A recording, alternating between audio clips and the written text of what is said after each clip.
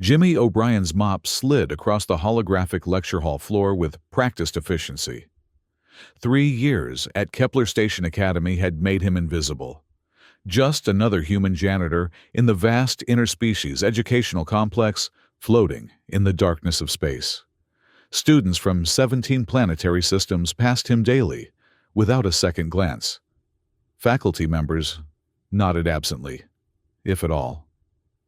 The custodial uniform was the perfect camouflage, which was precisely why he'd chosen it. The Varaxian student, Zerextal the Magnificent, as he insisted on being called, was currently arguing with the holographic display in Lecture Hall 7. His scaled skin had taken on the purple-red hue of frustration as he jabbed a clawed finger at the floating data.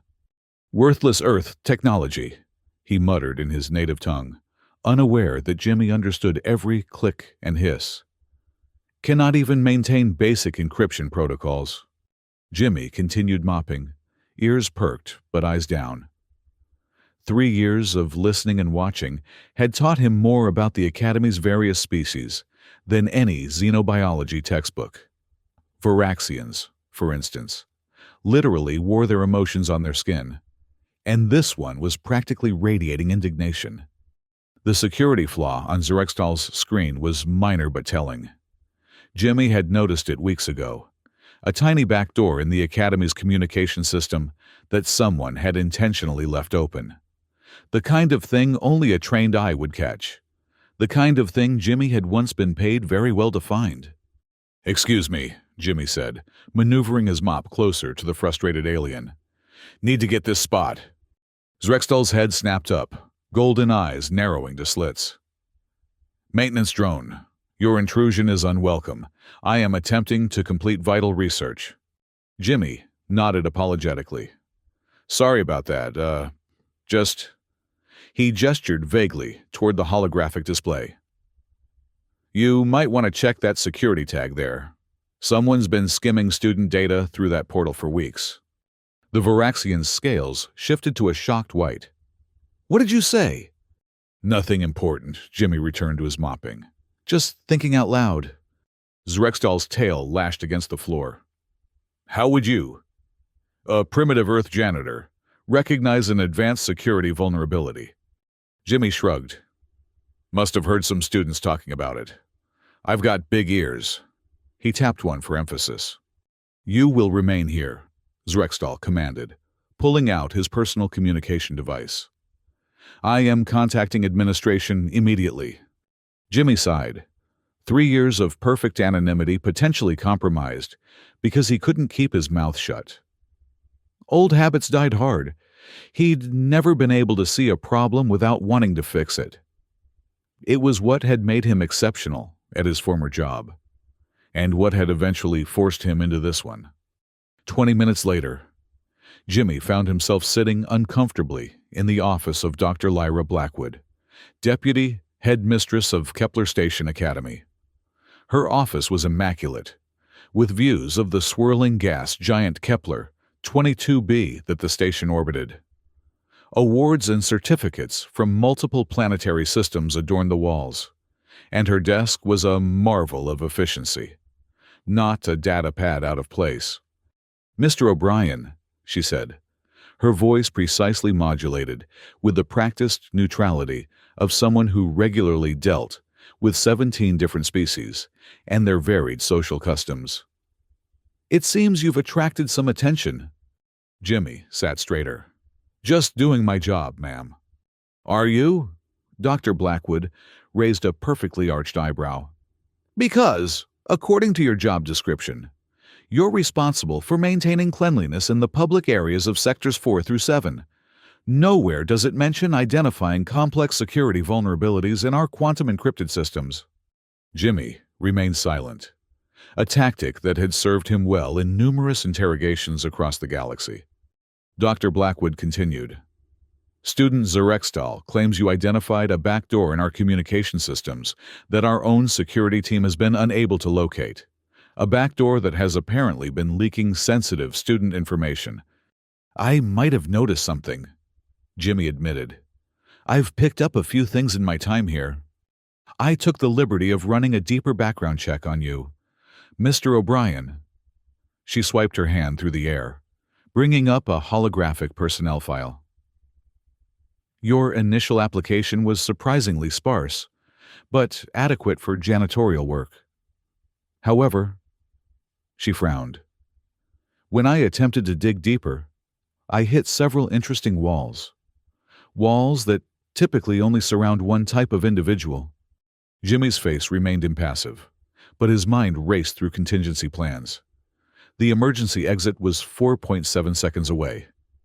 The ventilation shaft above could support his weight. There were 14 impromptu weapons within reach. Ghost protocol, Dr. Blackwood said softly. Jimmy didn't flinch, which was confirmation enough. You're not just any janitor. Are you Mr. O'Brien? You're a former Ghost Protocol operative, one of Earth's elite shadow agents. Jimmy finally spoke. Was past tense. I'm retired. Nobody retires from Ghost Protocol, Dr. Blackwood countered. They either die or disappear, like you did. She closed the holographic display. The question is, why would an elite Earth operative choose to disappear to a janitorial position at an interspecies academy? The benefits package is excellent, Jimmy offered with a small smile. And the view can't be beat. Dr. Blackwood didn't return the smile. We have over 2,000 students from across the galaxy here. Mr. O'Brien, many of them children of diplomats, corporate leaders, and planetary royalty. If you're here as part of some Earth intelligence operation— I'm not, Jimmy interrupted firmly. I came here to disappear, not to spy. Earth doesn't even know I'm alive. Then why are you monitoring our security systems? Jimmy leaned forward slightly. Force of habit. When you've spent 15 years identifying threats, you don't just turn it off. I noticed the back door during routine maintenance and kept an eye on it. Someone's been accessing student files, particularly those of high-profile students. Dr. Blackwood's expression darkened. That's a serious accusation. It's not an accusation, it's an observation. And it's not the only security flaw I've found. Jimmy hesitated, then decided to commit. There's a pattern. Someone inside the academy is preparing for something big. The deputy headmistress studied him for a long moment. If what you're saying is true, why wait until now to bring it forward? Because I'm a janitor, Jimmy said simply. Not a security consultant. I came here to mop floors and be invisible. But, he trailed off. But what? Some of the data being leaked includes student schedules, biometric data, and planetary weaknesses. The kind of information useful to someone planning a kidnapping. Or multiple kidnappings. Dr. Blackwood paled slightly. We have 17 royal or diplomatic children currently enrolled. Jimmy nodded. And someone knows exactly where they'll be, when they'll be there, and how to subdue them based on their specific biology. Why would I believe you? For all I know, you could be gathering this information yourself. If I wanted to kidnap anyone, they'd already be gone, Jimmy said flatly. And no one would know I was responsible. Dr. Blackwood tapped her fingers on the desk, considering. Assuming I believe you, what do you suggest? Let me continue my work, both jobs. I'll find your leak and plug it. No one needs to know who or what I am. And if I refuse? Jimmy stood up. Then I'll disappear again. Find another station, another job. But the students here will remain in danger. Dr. Blackwood was silent for nearly a minute. When she finally spoke, her voice had lost its administrative polish. My niece is among those diplomatic children. If anything happens to her or any student under my care— It won't, Jimmy promised. Not on my watch. Very well, Mr. O'Brien. Continue your janitorial duties, but I want daily reports on what you find. Jimmy moved toward the door. One more thing. The Varaxian student, Zrextal. He's going to be a problem. How so? He recognized that I recognized something I shouldn't have. He won't let it go. Varaxians are notorious for their persistence. Dr. Blackwood sighed. I'll handle student Zerextal. You focus on finding our security leak. Jimmy nodded and slipped out of the office, already planning his next move. Ghost protocol training had taught him to always work several steps ahead. But first, he had a hallway on Deck 5 that needed mopping. The following day, Jimmy was carefully examining the vent system near the Academy's central server room when he heard the distinctive sound of Varaxian foot scales on metal flooring. He quickly resumed his pretense of cleaning the grates. "Earth, Janitor!" Zrexdal's voice carried the unmistakable tone of smugness. "I have been seeking you." Jimmy looked up with practiced weariness. "Need something cleaned?" "I require information." The Varaxian scales had taken on the golden hue of curiosity, a dangerous sign. Dr. Blackwood refused to explain how a simple maintenance worker identified a security flaw that our most advanced systems missed. She claimed it was a coincidence. "Sounds about right," Jimmy agreed, wringing out his mop. "Coincidences are statistical anomalies that the simple-minded use to explain what they cannot understand." Zrexdal said dismissively, "You are not what you appear to be." Jimmy leaned on his mop. "Kid, you're overthinking this. I've been cleaning these halls for 3 years. You pick things up." 3 years, 2 months, and 14 days. Zrexdal corrected. "I have accessed your employment records." That got Jimmy's attention. "Have you now?" "Your arrival coincided with the disappearance of a ghost protocol operative designated Spectre 7 from Earth records." Zrexdal's scales rippled with satisfaction. "I have made a study of Earth's intelligence agencies." Jimmy kept his expression neutral, but mentally added Zrexdal to his list of immediate concerns. Sounds like quite the conspiracy theory. "I do not theorize. I analyze." The Varaxian moved closer. "And I wish to propose an alliance." That was unexpected. "An alliance?" "I believe someone within the Academy is targeting high-value students. My own family occupies a significant position within the Varaxian Dominion. I have detected surveillance patterns focused on my movements." Jimmy frowned. "Have you reported this?" "To whom? The same security forces that failed to detect their own compromised systems?" Zrexdal's tail lashed in irritation. "I require someone with your particular skills." "I'm just a janitor," Jimmy insisted.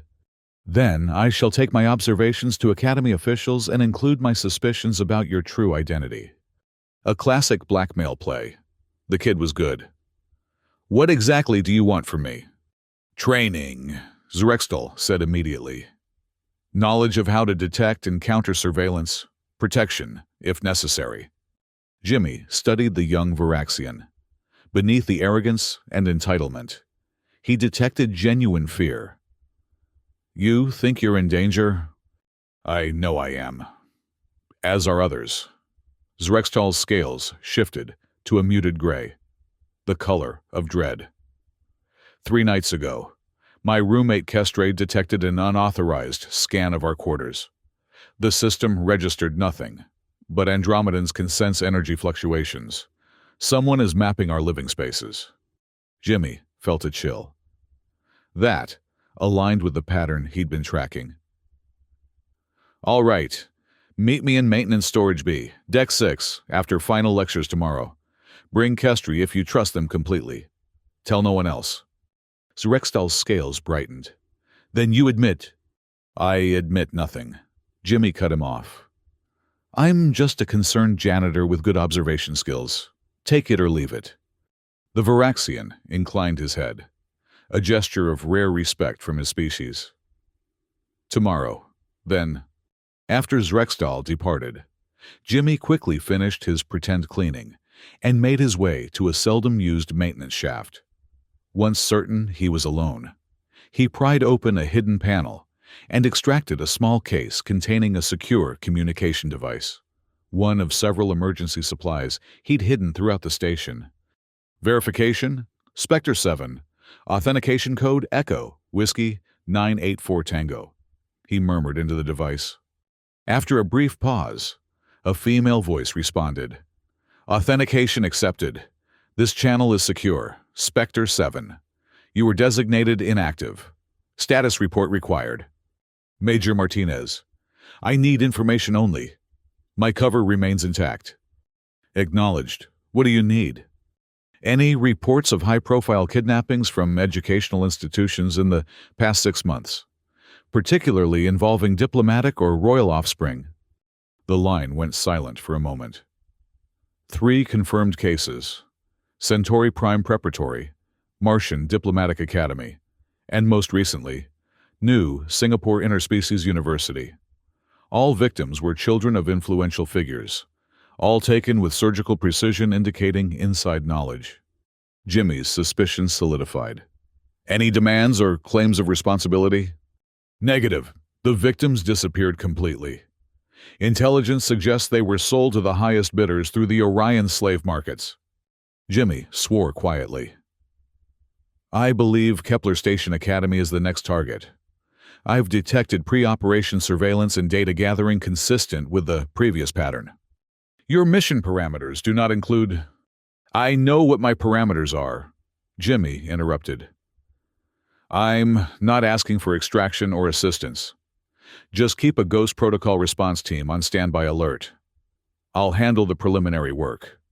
Another pause. Confirmed. Spectre 7. Response team will be placed on ready status. Further communication expected within 72 hours. Understood. Spectre 7 out. Jimmy disassembled the device and returned the components to their hiding place. The situation was worse than he'd initially thought. If the same organization was behind all 4 operations, they were dealing with a sophisticated slave trading network. One with the resources to penetrate high-security installations and the connections to sell their captives to wealthy, unscrupulous buyers across the galaxy. Jimmy needed to accelerate his timeline. The pattern suggested the kidnappers would strike within the week, during the Academy's upcoming Interspecies Cultural Exchange Festival, when security would be stretched thin, managing the influx of visitors. First step, identify the inside man. The security breaches required someone with high-level access to Academy systems. His primary suspect was Dr. Marcus Reed, Deputy Head of Computing. The man had the access, the technical skills, and, most tellingly, had been present at 2 of the other institutions shortly before the kidnappings. Jimmy needed proof before he could act, and for that, he needed to set a trap. The next day, Jimmy arrived at Maintenance Storage B, 30 minutes early, to prepare. The room was rarely used, filled with outdated equipment that provided excellent cover for his purposes. He quickly set up passive scanning devices to ensure no one could eavesdrop and laid out several items he'd need for the impromptu training session. At precisely the scheduled time, the door slid open to reveal Zrextal and a tall, willowy figure with iridescent blue skin. Kestra, the Andromedan. Jimmy had seen them together in the cafeteria, but had never interacted directly with the energy-sensitive alien. Lock the door, Jimmy instructed without preamble. Zrextal complied while Kestra hung back, large, pupilless eyes, taking in every detail of the room. Your energy signature is unusual for a human, Kestra observed, their voice melodic and flowing like water. Controlled, contained. Jimmy nodded. Training. Now, before we begin, I need to know exactly what you've observed and who you've told. Over the next hour, the 2 students provided Jimmy with detailed accounts of the strange occurrences they'd noticed. Unauthorized scans, missing personal items that later reappeared, subtle changes to their room's security settings. Kestra had even detected what they described as energy shadows following certain students, including Princess Alara of the Rigelian Confederation and the son of the Terran ambassador. These shadows, Jimmy asked, can you detect them in advance? Kestra nodded. Sometimes. They have a distinctive taste to my senses, like bitter metal. That's useful. Jimmy turned to Zrextal. And you've noticed pattern changes in the Academy's security rotations? Yes. Minor adjustments that create blind spots at specific times. I documented them here. The Varaxian handed over a data chip. My species evolved as hunters. We are attuned to patterns of movement. Jimmy was impressed despite himself. These kids were observant. You've done good work. Now, I'm going to teach you how to protect yourselves and others. But first, he fixed them both with a hard stare. You need to understand that everything I show you is defensive only. If you try to confront whoever is behind this, you'll get yourselves and others killed. Clear? Both aliens nodded solemnly. Good. Let's start with how to detect surveillance and counter basic tracking methods. For the next 3 hours, Jimmy taught them techniques that had kept him alive through dozens of high-risk operations. How to spot followers, create false patterns, secure their personal spaces, and communicate without being monitored. He was surprised at how quickly they absorbed the information, particularly Kestra, whose natural energy sensitivity made them a natural at counter-surveillance. As they were wrapping up, Jimmy made a decision. I need your help setting a trap. Zrextal's scales rippled with excitement. What kind of trap? I'm going to plant false information about Princess Alara's movements during the Cultural Exchange Festival. Information suggesting she'll be isolated and vulnerable at a specific time and place. But instead of the princess, it'll be me waiting for whoever takes the bait. How can we assist? Kestra asked. I need you to help spread the information in a way that appears accidental. And I need you to keep track of who accesses it. Jimmy handed them each a small device. These will alert you if anyone tries to scan or monitor you. If they do, don't react. Just note who it is and when it happened. After the students left, Jimmy returned to his regular duties, mind working through contingencies. That evening, he made his way to the Academy's central server room, under the pretense of cleaning. Once inside, he quickly disabled the security cameras in a way that would register as a routine maintenance cycle. Working efficiently, he installed several undetectable monitoring programs of his own design, programs that would track anyone accessing the false information he was about to plant. Then, he created the bait, detailed security protocols for the royal and diplomatic students during the upcoming festival, with a carefully crafted vulnerability in Princess Ilara's schedule. The next 3 days passed in a tense waiting game. Jimmy continued his janitorial rounds while monitoring his traps and training Zrextal and Kestra. The young aliens proved to be valuable allies, their unique abilities allowing them access to areas and information Jimmy couldn't reach without revealing himself. On the evening of the 3rd day, one of Jimmy's monitors triggered. Someone had accessed the false security protocols and had focused particularly on the manufactured vulnerability in Princess Alara's schedule. The access signature matched Dr. Marcus Reed's encryption key.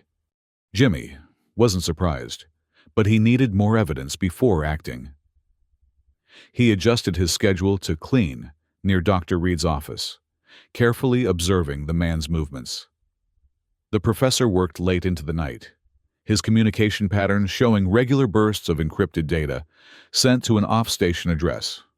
That night, Jimmy used one of his hidden ghost protocol caches to extract specialized surveillance equipment. He planted microscopic cameras and audio devices in Dr. Reed's office, his quarters, and his private lab. Within hours, he had his proof. Reed was speaking with someone via encrypted channel, someone whose voice was deliberately distorted. The package transfers in 3 days during the festival, Reed said, his normally professorial tone cold and businesslike. 17 high-value targets, all isolated according to the schedule I provided.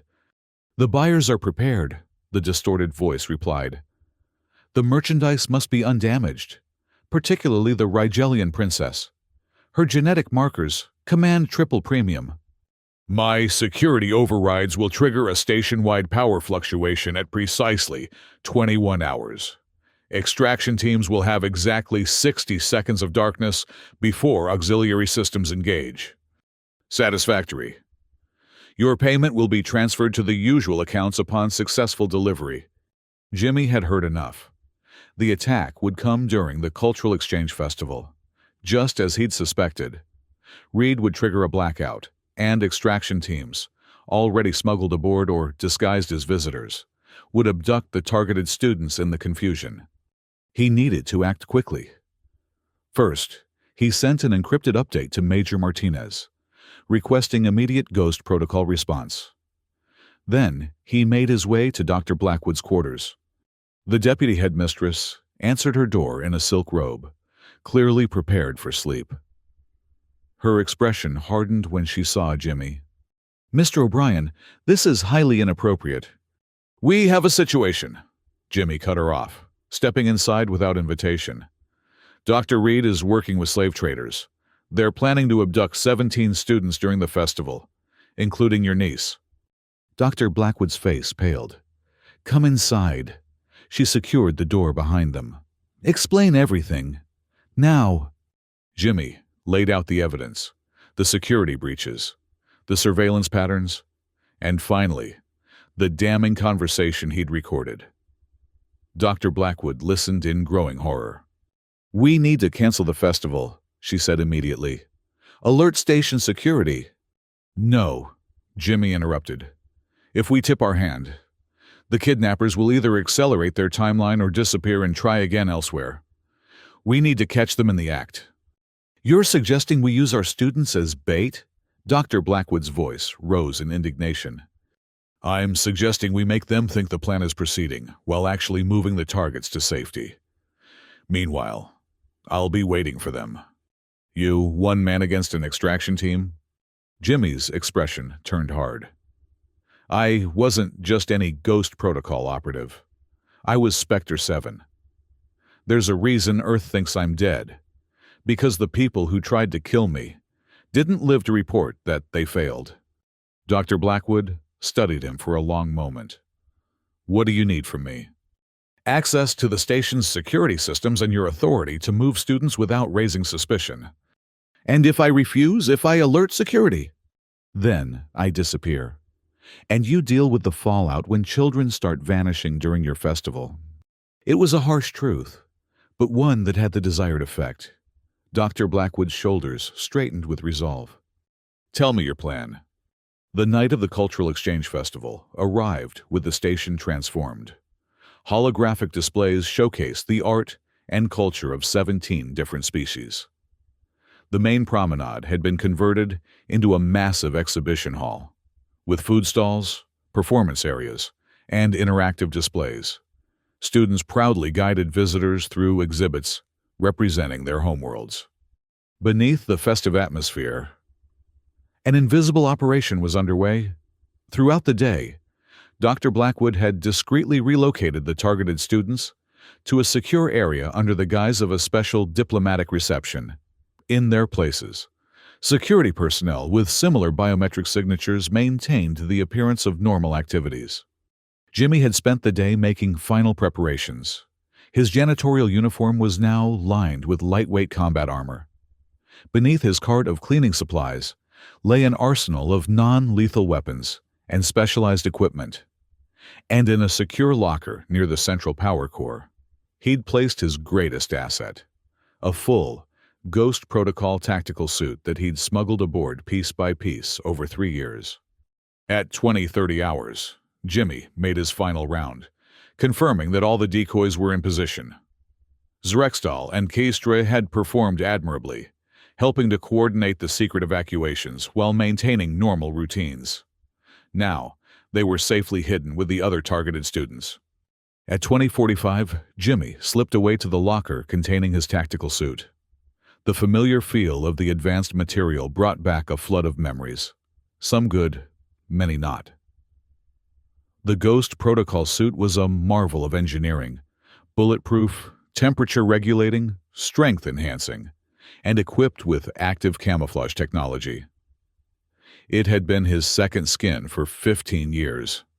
As he sealed the final connections, a heads-up display activated in his visor, linking to the station's security systems that Dr. Blackwood had granted him access to.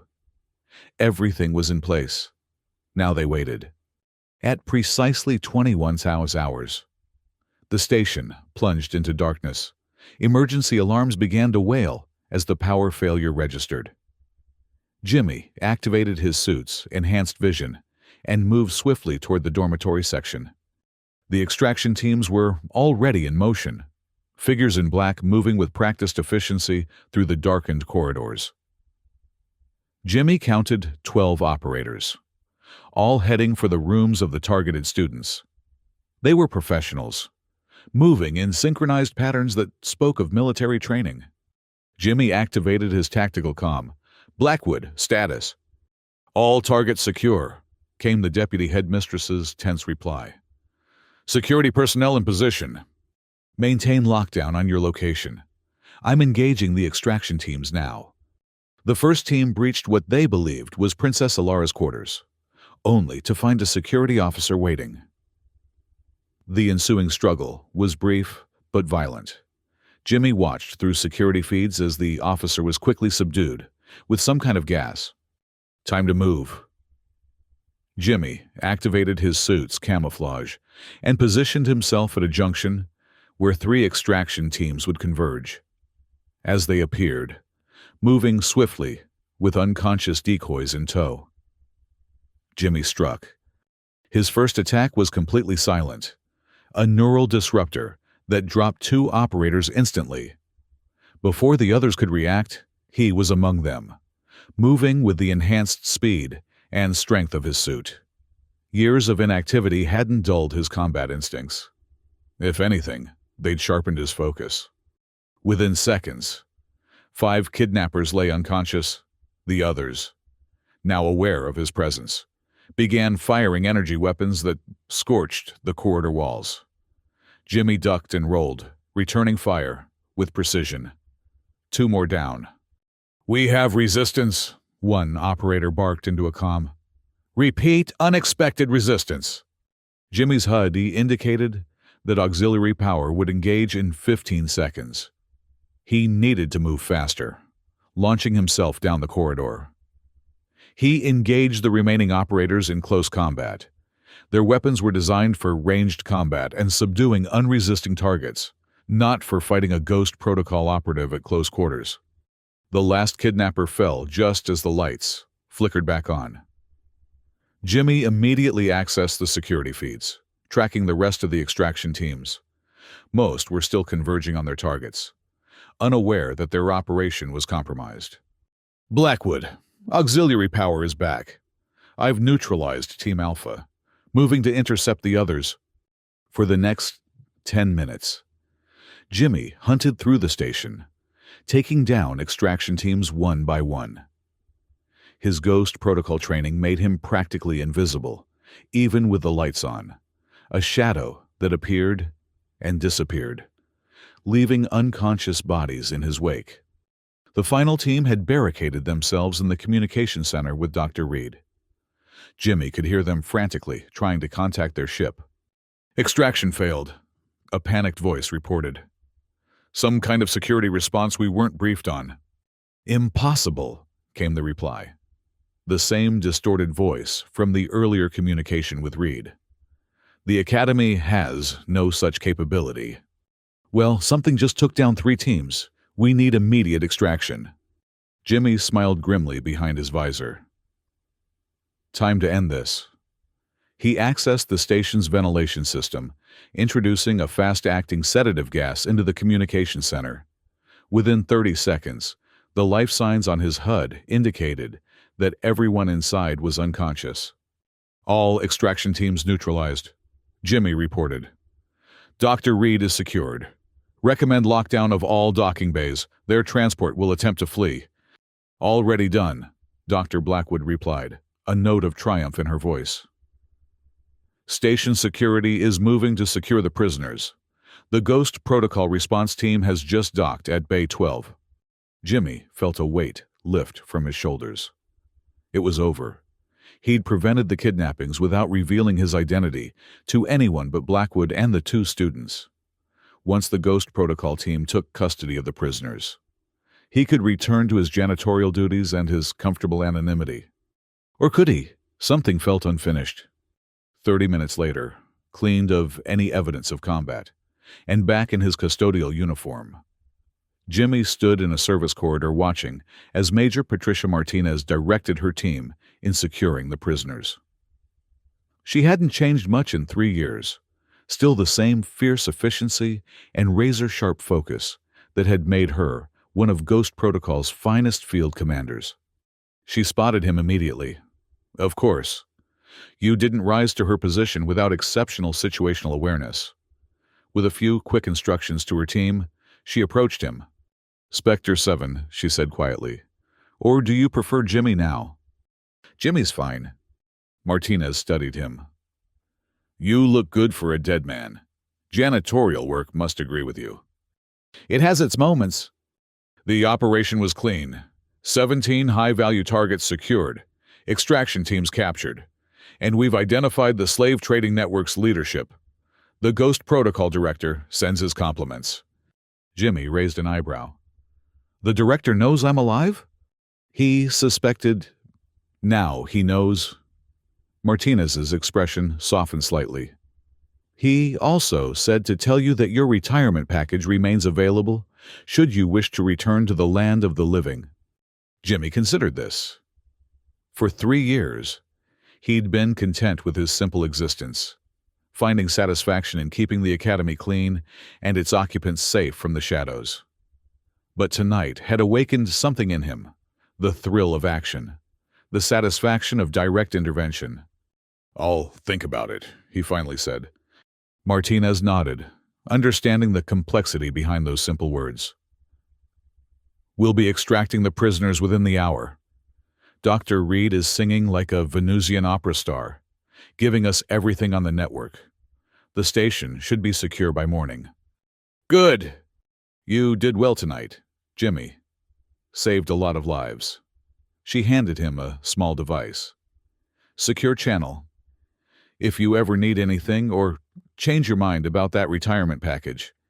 After she left, Jimmy made his way to Dr. Blackwood's office, where the deputy headmistress was debriefing a shaken but resolute Zerextal and Kestra.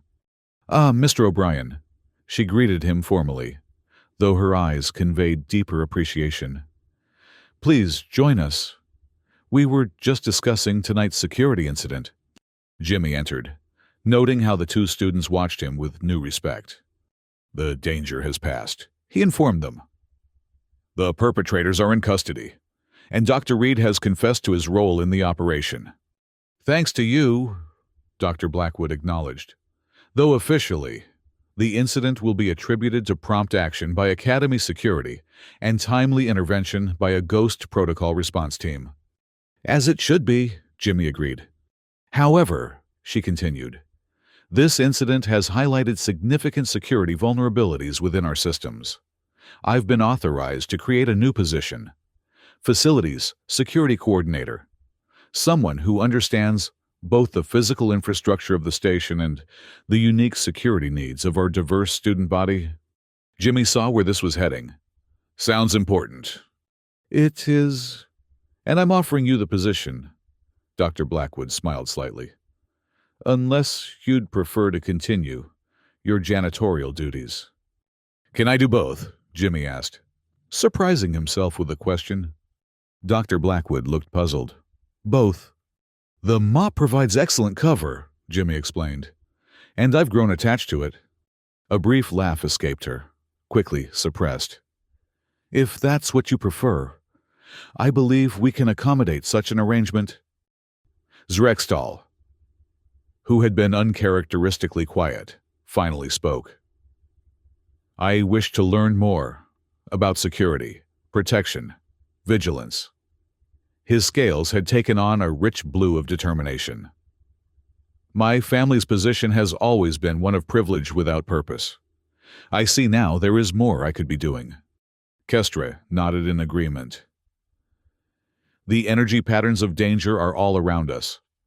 I would learn to interpret them better, to protect, rather than merely observe. Jimmy looked at the two students thoughtfully. In them, he saw echoes of himself at their age, observant, determined, willing to act. Perhaps there was more for him here than just maintaining his cover. We could start a student security awareness program, he suggested. Officially sanctioned, of course. Teaching basic situational awareness and protection techniques. Dr. Blackwood considered this. That could be valuable, especially given recent events. I'll approve it on a trial basis, under your supervision. 6 months later, Jimmy O'Brien stood at the entrance to Lecture Hall 3, mop in hand, watching as students filed in for the weekly meeting of the Academy's newest and most popular extracurricular activity, the Strategic Situational Awareness Group. What had started with 2 students now included representatives from all 17 species, learning to protect themselves and others. Zrextal, no longer demanding to be called the Magnificent, had emerged as a natural leader. His Varaxian hunting instincts refined into practical security protocols. Kestre had developed their energy sensitivity into an early warning system that had already prevented several accidents across the station. Dr. Blackwood entered the hall and nodded approvingly at Jimmy. Their working relationship had evolved into something approaching friendship, built on mutual respect and a shared commitment to keeping the Academy safe. Jimmy still spent his days mopping floors and fixing environmental systems. His new security role remained largely invisible to most of the station's inhabitants. But now, when he moved through the corridors with his cleaning cart, students from the awareness group would acknowledge him with subtle gestures of respect. Ghost Protocol had contacted him twice more, offering reinstatement. Both times, he had declined. He'd found something at Kepler Station Academy that had eluded him throughout his operational career. Purpose without isolation, effectiveness without constant danger, and the satisfaction of seeing his work make a lasting difference.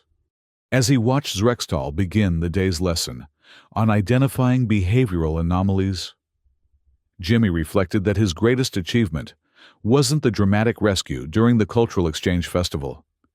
It was this: a generation of young beings from across the galaxy learning to protect themselves and others, carrying those lessons back to their homeworlds.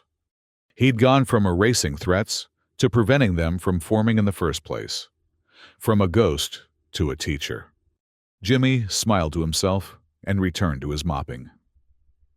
There was a spill on Deck 4 that needed his attention, and afterward, he had a security vulnerability to patch. The aliens might not have known their human janitor was Ghost Protocol when he arrived, but what he had become since then was far more important than what he had been. And that, Jimmy decided, as he guided his mop across the floor with practiced efficiency, was the most successful disappearing act of all.